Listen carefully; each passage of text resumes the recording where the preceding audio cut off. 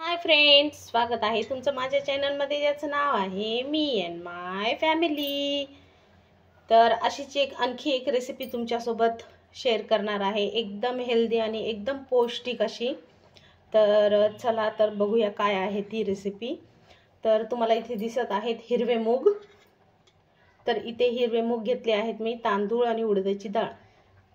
तर मी आज तुम्हाला बनवून दाखवणार आहे आंध्रा स्टाईल, एकदम फेमस आहे, एकदम पौष्टिक अशी रेसिपी.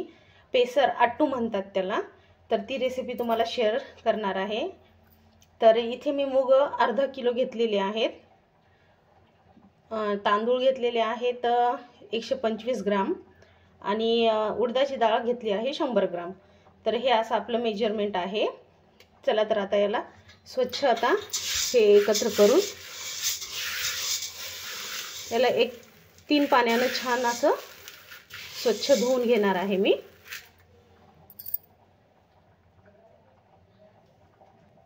तर इथे मी 3 स्वच्छ पाण्याने धुवून घेतलेला आहे आणि आता आपल्याला हे रात्रभर भिजत घालायचं आहे. तर आपण उद्या सकाळी आपण याचे पेसरट्टू बनवूया. तुमच्याकडे जर अख्खे मूग नसतील तर मुगाची, तुम्ही टपराची मुगाची डाळ सुद्धा घेऊ शकता. चला तर आता हे भिजत घालूया आणि बनवूया उद्या पेसरट्टे. बघा इथं आपण हे भिजत घातलेलं होतं मूग आणि उडदाची डाळ आणि तांदूळ. तो खूप छान भिजले आहे. आता याला वाटून घ्यायचं आहे. चला तर वाटून घेते आता याला. तर घेतला आहे डब्यामध्ये, आता याला वाटून घेऊया. तर हे बघा असं आपल्याला छान बारीक वाटून घ्यायचं आहे. चला तर आता मी सगळं वाटून घेते. तर हे बघा मी पूर्ण वाटून घेतलेलं आहे, एकदम छान बारीक वाटून घ्यायचं आहे. तर लास्टच्या वाटण्यामध्ये मी 4-5 हिरव्या मिरच्या टाकून वाटून घेतलं आहे. आता हे मिक्स करूया.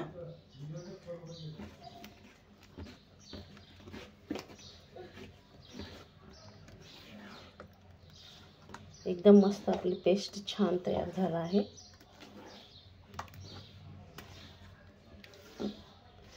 आता याला झाकून ठेवूया 1-15 मिनिटं, मग आपण याचे पेसरट्टू बनवूया. आपली डाळ जी वाटून झाली आहे, तर आता मी बनवणार आहे चटणी पेसरट्टू सोबत. ही खूप फेमस आहे चटणी, कांद्याची चटणी बनवतात त्याच्यासोबत खाण्यासाठी.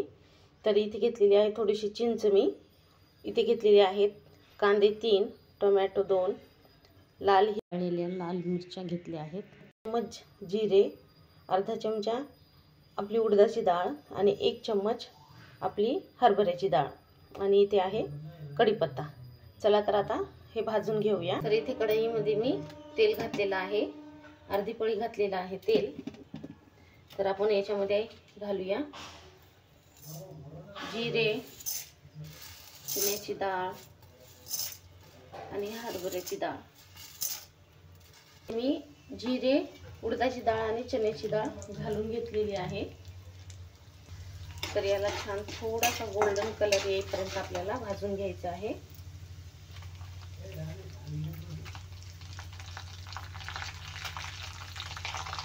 आता घालूया कढीपत्ता, आता लाल मिरच्या, जास्त नाही, एकदम थोड्याशा. टेस्ट छान येते चटणीला आपल्या. आता भाजून घेऊया.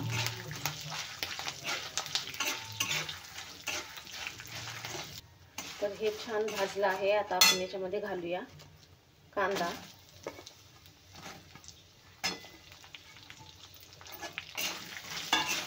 कांदा पण आपल्याला भाजून घ्यायचा आहे छान, थोडा लाल होईपर्यंत भाजायचा.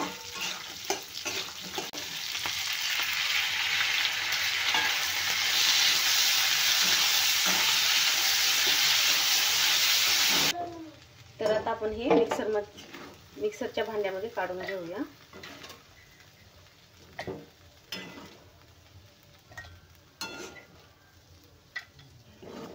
हे मिक्सरच्या भांड्यामध्ये आपण आता याच्यात फुल घातलेली चिंच घालून घेऊया.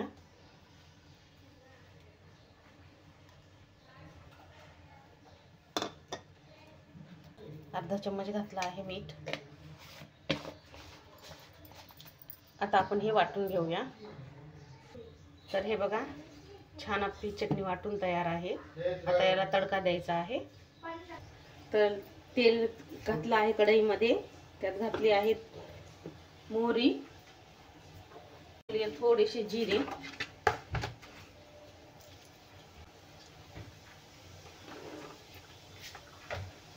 आता घालूया हिंग, हे आपण 2 लाल मिरच्या आणि हे परतून घेऊया. आता घालूया कढीपत्ता, आता घालूया चटणी.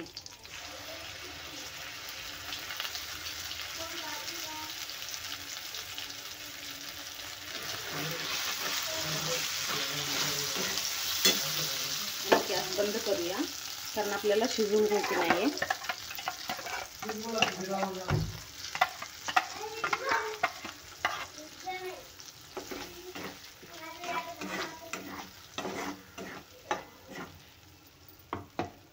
तर झाली आपली चटणी तयार. तर इथे पेसर अटूचं बॅटर आपलं रेडी झालेलं आहे. खूप छान असं फाईन झालेलं आहे बॅटर. तर आता हे छान मी मिक्स केलं आहे. चला तर आता आपण पेसर अट्टू करून घेऊया. आणि इथे मी यूज केला आहे लोखंडाचाच तवा.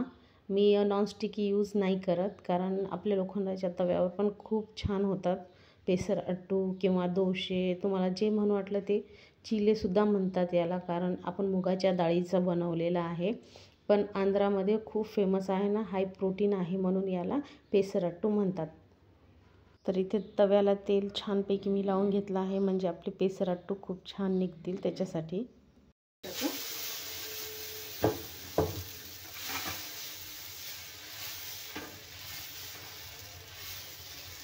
छानपैकी डोसा आपला पेसर अट्टू बनवून झालेला आहे रेडी.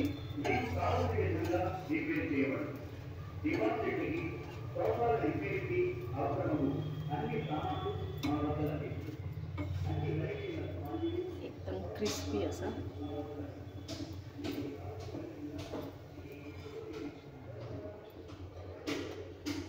घेतला आहे.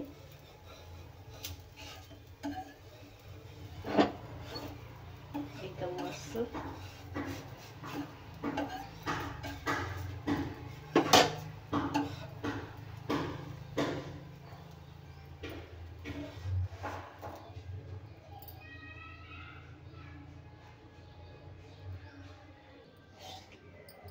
आणि ही आपली चटणी.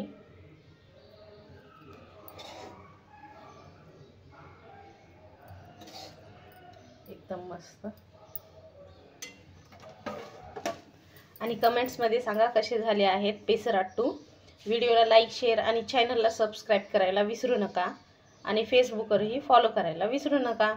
भेटूया अशाच एका रेसिपीच्या व्हिडिओमध्ये. तोपर्यंत बाय.